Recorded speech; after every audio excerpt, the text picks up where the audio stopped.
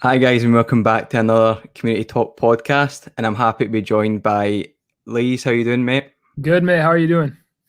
Yeah, it's great. I mean, we're obviously flying in the league just now, and we've obviously beat Liverpool, so very happy with what's going on just now.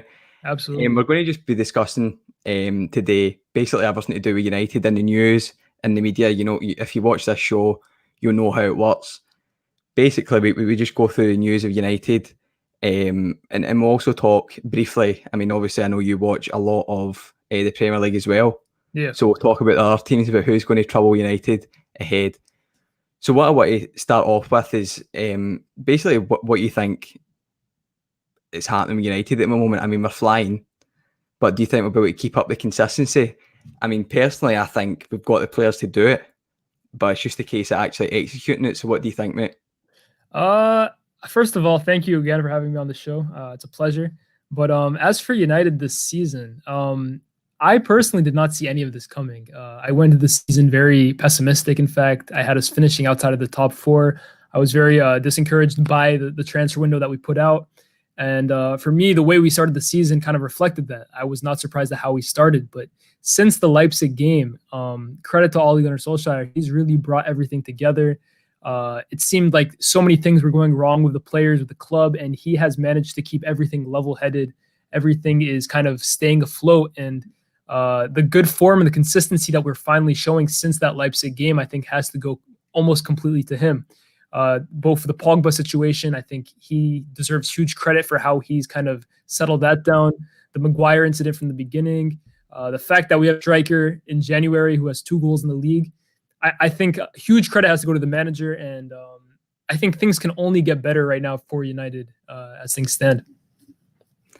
Yeah, I need to agree with you. At the start of the season, I was not expecting us to do this well. I mean, Yeah, the way we started off by dropping points against small teams, let's be real, it wasn't against good teams, which we'll get onto. I mean, we've been picking up points against the good teams. It's whenever we've been against the smaller teams at the start of the season, that's where we really drop points. And I just want to talk. I mean, I know, as we said, you watch a lot of football, just like yeah, me.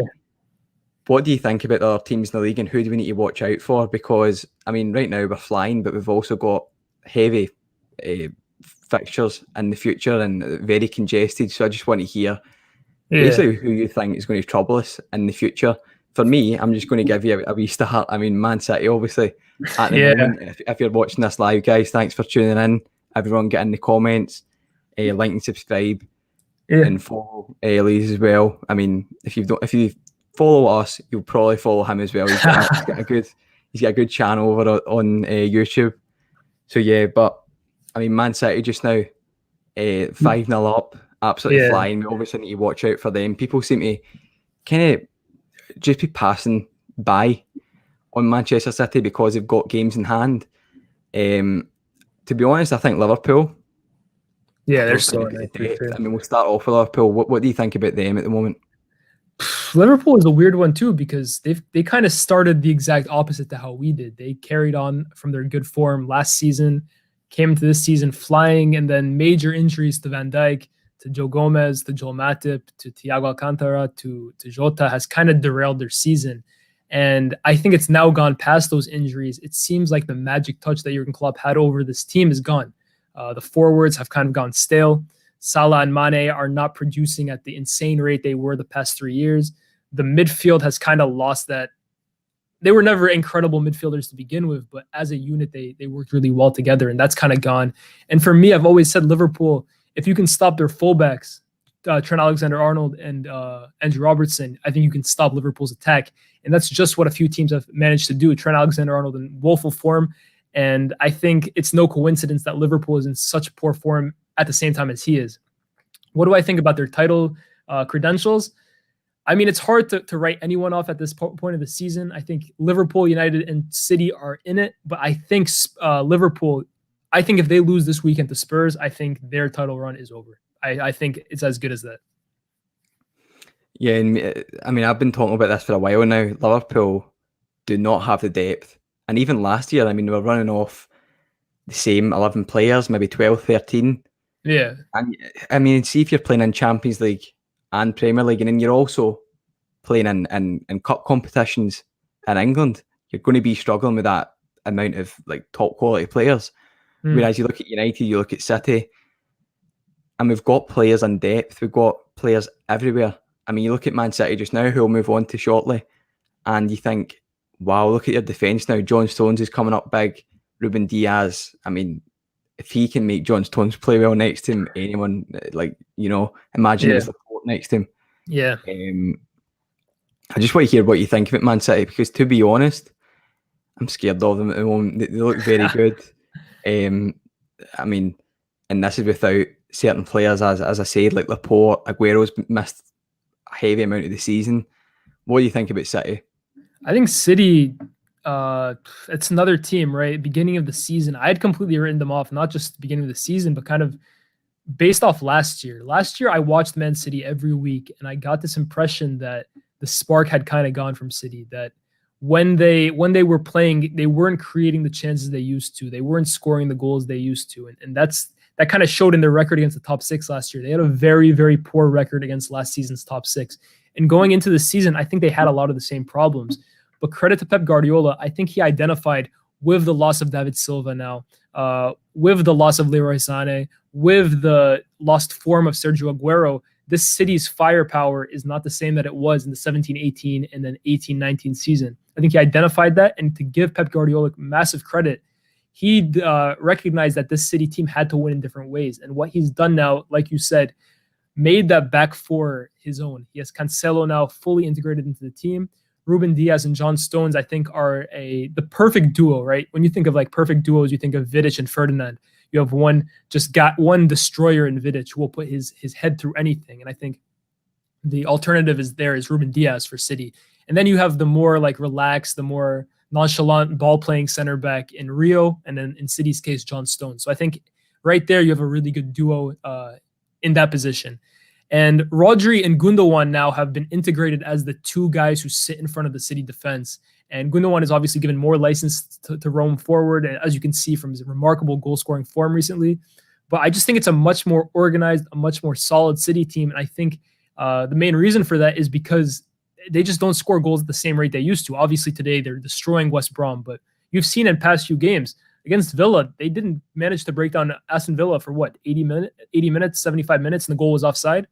So give credit to Pep Guardiola. He's found new ways to win. This City team, I agree with you, mate. I think they are the favorites for the Premier League this year. And I think any team that finishes above them will be right up there in the race.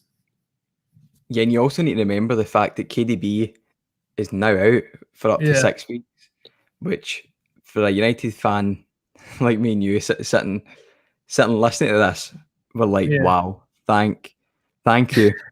But City have shown that they can win the league without him, to be honest with you. 18-19, they missed him for half the season, and they still accrued 98 points. So this City team has shown, obviously De Bruyne is probably, for me, the best player in the Premier League. But if anyone can go without him in life, it's City. Yeah, well, the best player in the league is Bruno Fernandes for me. He is on this season, fire, obviously. And I want to talk about this because I want to know basically what you think about United against other big teams in the league. I mean, against Liverpool, we held our own. We were very unlucky not to get the result in the league. I mean, it was great the fact that Liverpool went on to to lose against Burnley, which I was up celebrating. It was amazing, that result. But I just want to hear what you think about United against other teams in the league, because I think we're looking much better against the top sides. What do you think about that, mate? Because, I mean, I think we're absolutely flying at the moment. I don't know. I think I kind of disagree there. I think I love the way we're playing against the small teams, because last year, the thing with United is that we could play really good against the big teams and poorly against the small teams. And I think the reason for that is because we lacked a lot of creativity against the small teams. When we were forced to dominate the ball, we couldn't do it. We couldn't break down teams. But against the big teams, Ollie kind of adapted a 5-in-the-back formation. He kind of soaked up pressure for 90 minutes, and he hit teams on the break. And it got us success last year. But I think me and you both know that that's not a sustainable way of winning, right? You can't win league titles just playing 5-in-the-back unless you're Jose Mourinho. And that's even him. He can't do that anymore. So this year, I think Ollie has kind of shifted into this more. He wants his United team to be more dominant on the ball, more progressive, But in big games, I think we still struggle. If you've watched us most of the big games this season, we haven't beaten many of them. In fact, Liverpool is the only big team domestically that we have beaten this weekend in the FA Cup.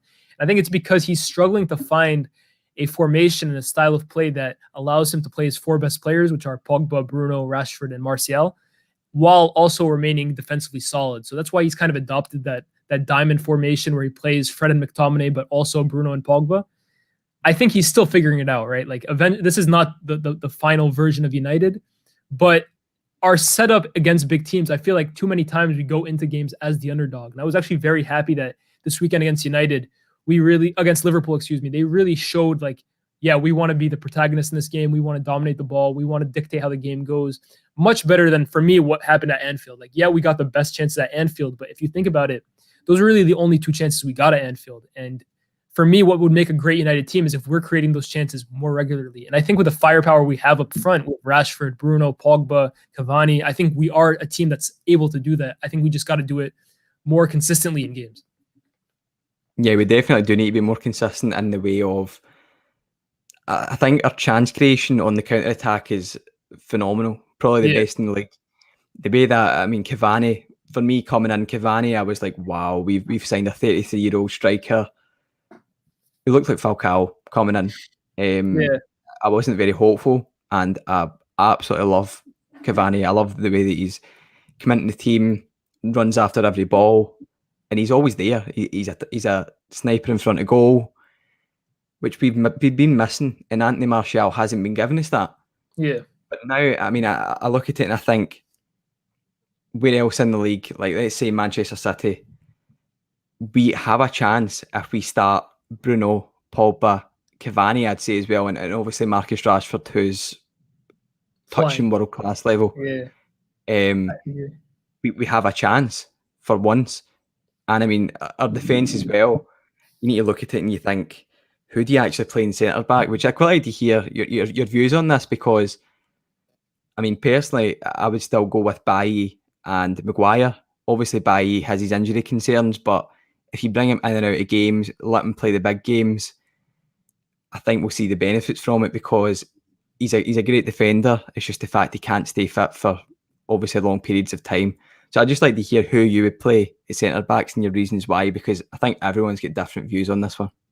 For me, I don't want to sound like, okay, there's only one way of thinking for football, but guys, like for me, when you watch United and you think Victor Lindelof is better than Eric Bailly, I question what you're watching. I think Eric Bailly has shown this season in the few appearances he's had that A, he's individually head and shoulders above Lindelof, but B, I think he complements Maguire a whole lot more than Victor Lindelof. I think there are stereotypes that Lindelof has that people think he possesses, in that, like, A, he's a great ball-playing center back. I think Eric Bailly is a much better ball-playing center back than Lindelof. Victor Lindelof is a better 1v1 defender. For me, Bailly has shown that he can lock up any attacker in this league. Like, Jamie Vardy very rarely has success against him. He's one of the most fearsome strikers in the league. And see, the speed that Eric Bailly possesses, it protects Maguire so much. And you've seen our best games this year. Burnley, Aston Villa, Everton in the FA Cup. Those are our best games because Eric Bailly is playing. And it's not just defensively what he offers. For me, it's his ability that when he gets on the ball, he plays on the front foot. His first option, his first look is always to go forward. He's a player that likes to drive forward, attract opposition defenders. That frees up his own teammates, and he's good enough on the ball to pass it to them. So for me, there is not a single aspect that Victor Lindelof is better at Eric Bailly than. Like, there's not one facet. So for me, it doesn't make sense why Ollie persists with Lindelof. Maybe he's trying to show him faith. Maybe he wants to preserve that partnership with Maguire. But I think long-term, Bailly, as long as he stays fit, he has to be the partner for Maguire. Yeah, we finally agree on something. The fact that Eric Bailly, I mean, he's been phenomenal whenever he stepped in. Since he's returned to the squad, and I agree with you, he looks just overall better than Lindelof. Yes, Lindelof had a good game against Liverpool. Credit where it's due. However, if I had to go with two centre-backs, it would be Maguire and Bailly, because they just look, I need to agree with you on that, yeah. They look very well suited to play against each other. Yeah. And just natural feeling. If you look at the game this weekend between Liverpool and United, Did you see the opportunity where James Milner basically found himself wide open? He put it over the crossbar. Yeah. That comes because Maguire and Lindelof are basically like sitting next. They're like attracted to each other like magnets. Like one goes here, the other follows instead of staying to their position. In fact, the first Salah goal comes because Victor Lindelof is on the left-hand side of the defense. That's not where he plays. They are just all over the place. I don't think there's a good chemistry, which is crazy to say because they've been playing with each other game in, game out since last season. Bailly and Maguire have probably not even touched 10 games together. And I feel like the chemistry is already better between them. Yeah, whenever Salah's goal went in, I was so angry. The fact that, I mean, the defence literally just split open. Yeah. And people were like, "Oh, look Shaw, look Shaw." I think it was the centre back's fault because Shaw came right inside into basically Lindelof's area, and he didn't deal with it. He let Salah play, which, as you know, Salah, one of the best wingers in the league, probably up there with the best.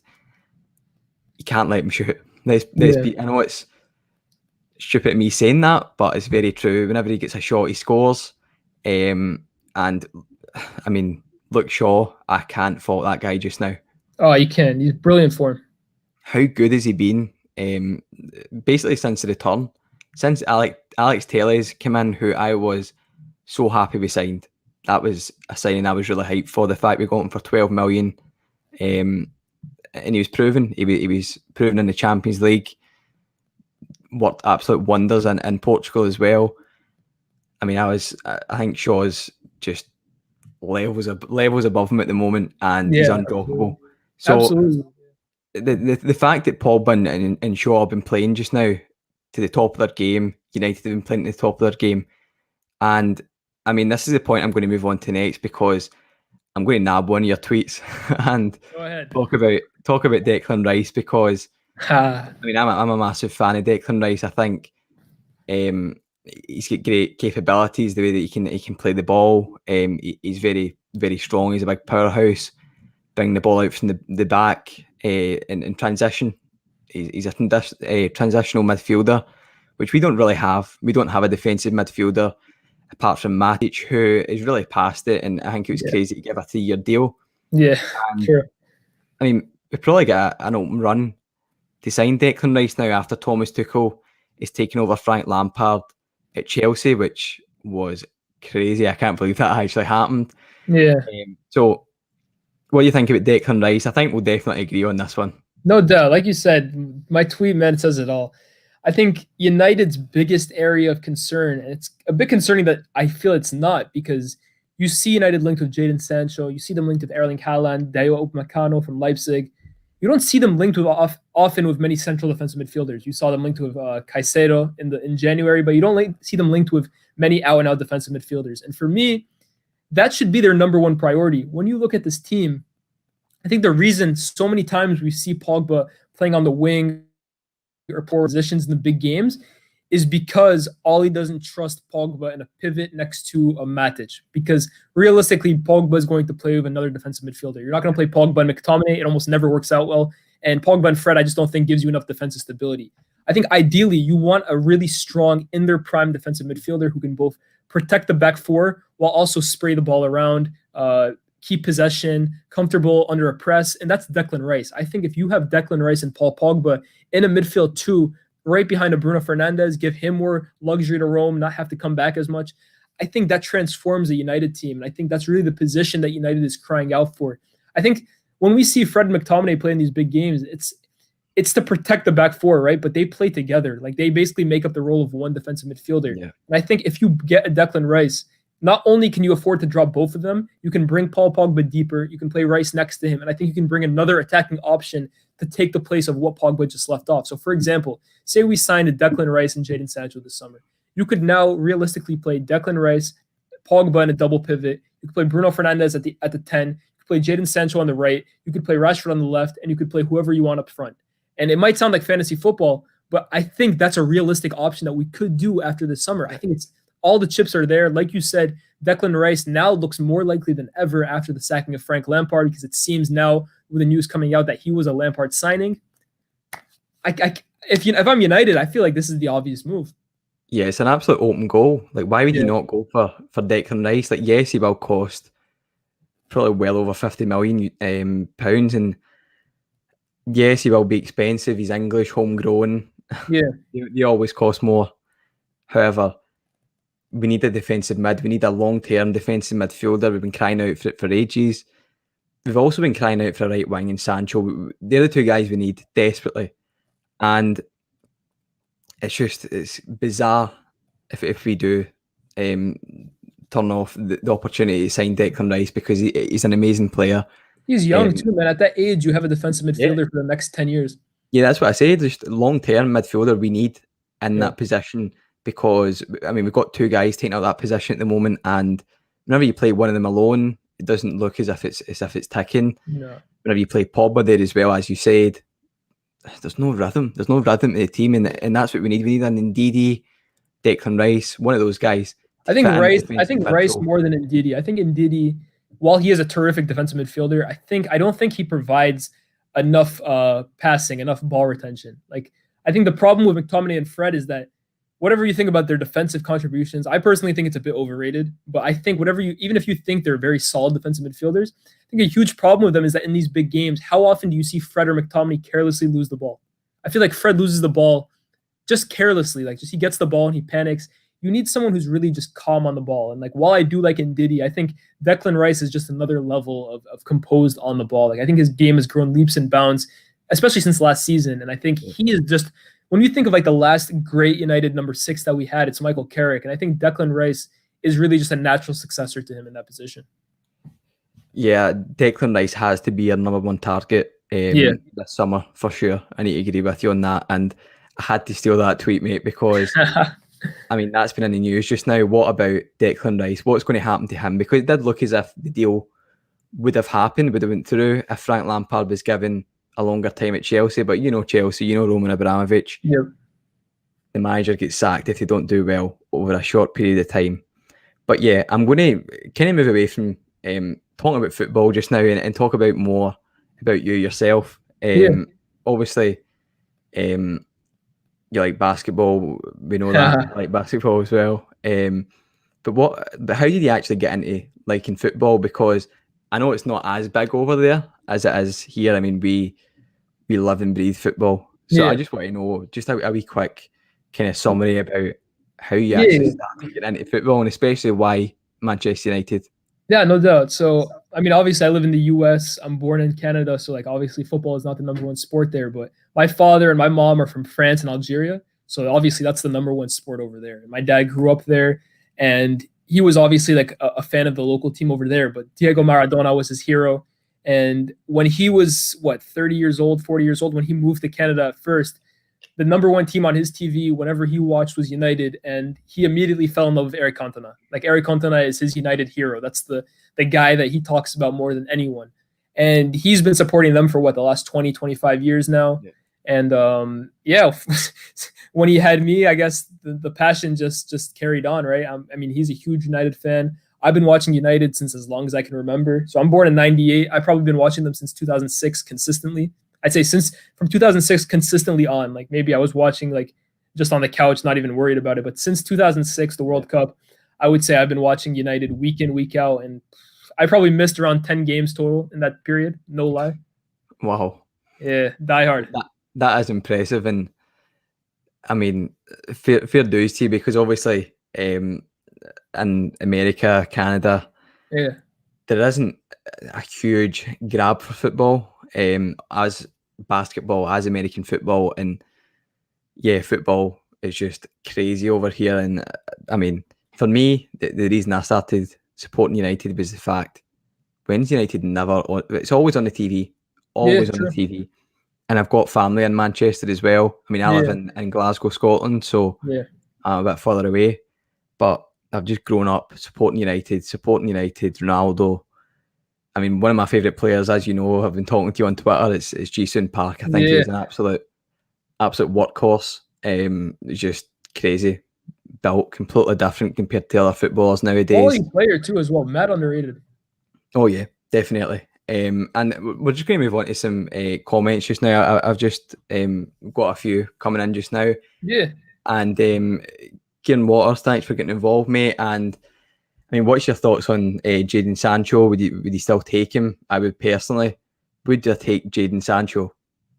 Yeah, 100%. I mean, Yes. it has to be. I think, especially at the price that we could potentially get him in this summer. So last year we were quoted for 120 million. Obviously, that was a little too much. We backed out at the last minute. But I think Woodward's honestly accidentally pulled a blinder here. Like I won't give him any credit in this, but he's pulled a blinder on accident because now Dortmund are potentially out of the Champions League next season. That's huge money loss in that area. Jadon Sancho's form has taken a dip. And therefore, so has his price. And I think he's more desperate to leave than he was 12 months ago. So United are also in a better situation than they were last year. Everything now makes it seem like Woodward pulled this blinder that, waiting 12 months was the right decision because now they'll get him for what, 40 million cheaper. The player is desperate to join. I can't believe it's worked out well for us. But of course, Jadon Sancho, one of Europe's best young creators, young attacking players, he's more than welcome at my football club. Yeah, and I mean, Jadon Sancho, would I take him? Wow. Like, he's probably one of the best right wingers in the world. The way he can play, it's very direct, which we don't really have on the right. We don't have someone a right wing since Nani, really. And for that price tag, let's say about 80 million. 80 million is a bargain, mate. How could you not take that for Jadon Sancho? Spot on. Like, and people are talking about he's dip in form at the moment, and you wonder why that is. And it's not because he's a bad footballer. Did we turn his head? I mean, he probably thought he was going to be wearing a United shirt this season, which, I mean, on the phone of it would anger me if Borussia Dortmund turned down a bid for me to go to literally one of the best teams in the world. No disrespect to Dortmund, but they're not on the same level as United. We have a reach to teams that they simply don't have. They don't have. Yeah.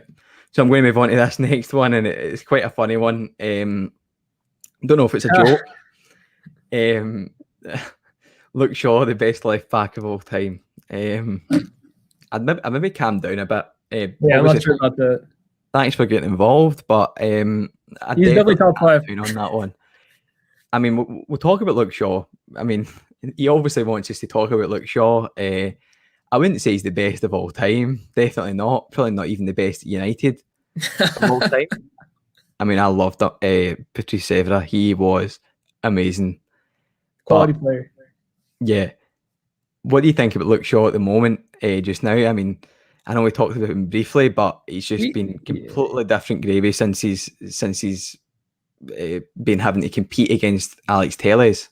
I think that's the key point, right? I think Luke Shaw has always been a player, and even at Southampton, Pochettino even said like he's a player that has to be constantly motivated. He's a player that has to have an arm around him and reminded that he is good. But I think this competition has really done him the world of good, and it's kind of crazy to think about, right? Because Luke Shaw, when we first signed him, was known as this young, flying, up and down the line left back, and the leg break or the knee break from against PSV all those years back set his development so far behind. But I think he's really adapted quite well to, because now he doesn't have that pace anymore, right? Like he is not the same speedster that he was in 2014 when we bought him. But he's adapted now to become this. He's probably the best all-around left back. When you think of defensively, in possession-wise, like he's incredibly good at linking up play, at combining with Rashford. Like he's incredibly good at that. And it's weird to think because now probably his worst trait is once he gets like into that final third, his delivery is quite poor, which was at the time when we bought him from Southampton supposed to be one of his best traits. But yeah, I mean, what more can you say about him? He should be going to the Euros as England's #1 left back. I think he's widely outperformed Ben Chilwell this season. And yeah, man, the Telles deal for 12 million has done wonders because now we do have a suitable backup left back, and we have a left back starting who is in the form of his life. Yeah, the left back position is definitely cemented with Luke Shaw. Alex Telles' rotation, I mean, it's not going to do Luke Shaw any harm sitting out a couple of games, get his fitness back. Yeah. But, I mean, him against Salah in the last 2 games, amazing. Salah, yes, he scored, but he's not been the same. He's not been the same Mo Salah that we've seen for the last few seasons. Luke Shaw was fantastic, and there's not much more we can say about him. I think his quality through crossing has improved recently as well, which Alex Telles was brought in, and we knew he would be able to provide the guys in the box. But yeah, Luke Shaw right now, overall, definitely not the best left back of all time. Definitely not the best left back ever at United.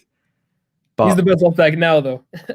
We'll give him that. yes, yeah, he's the best left back at the moment at United. So do not try and fix my words and say that I agreed with us. He's back again.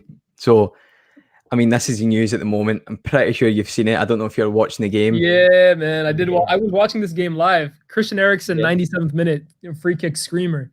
Yeah, so just talk me through it about what happened, because I mean I wasn't watching it. Obviously, I've seen the photos, and we'll try and dissect it. Yeah.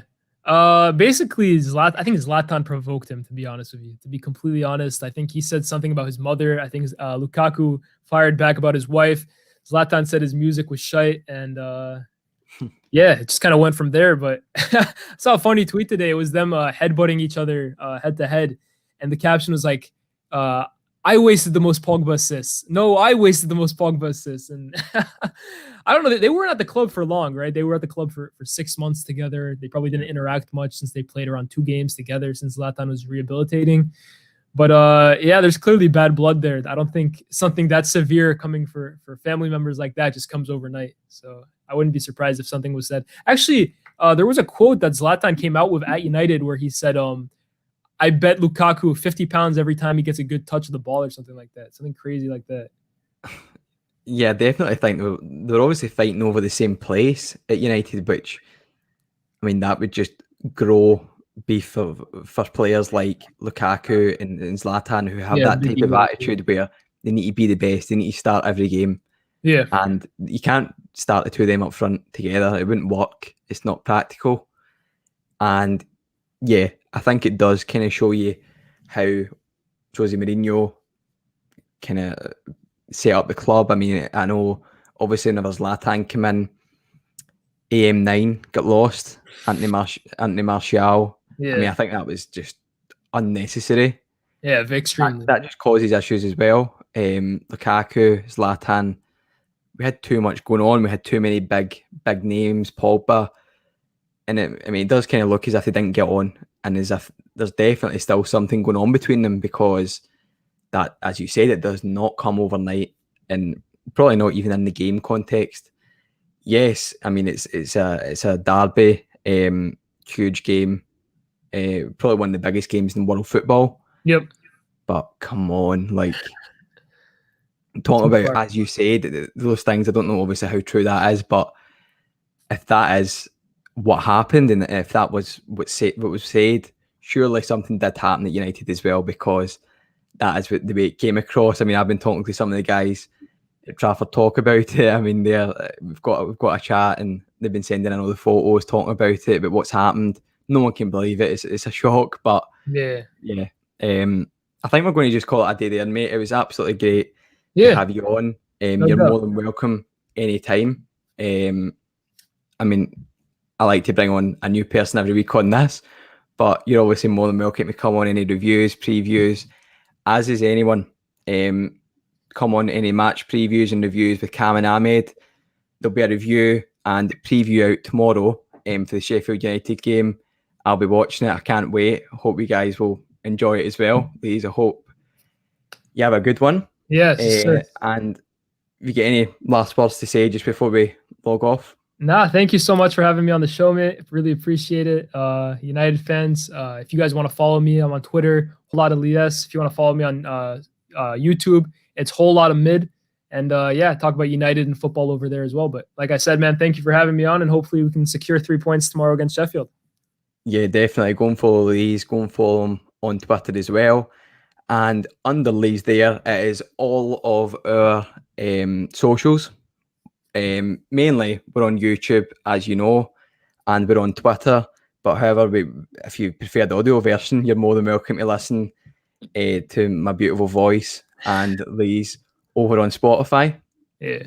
So like and subscribe on YouTube, and thanks guys for watching. So we're out.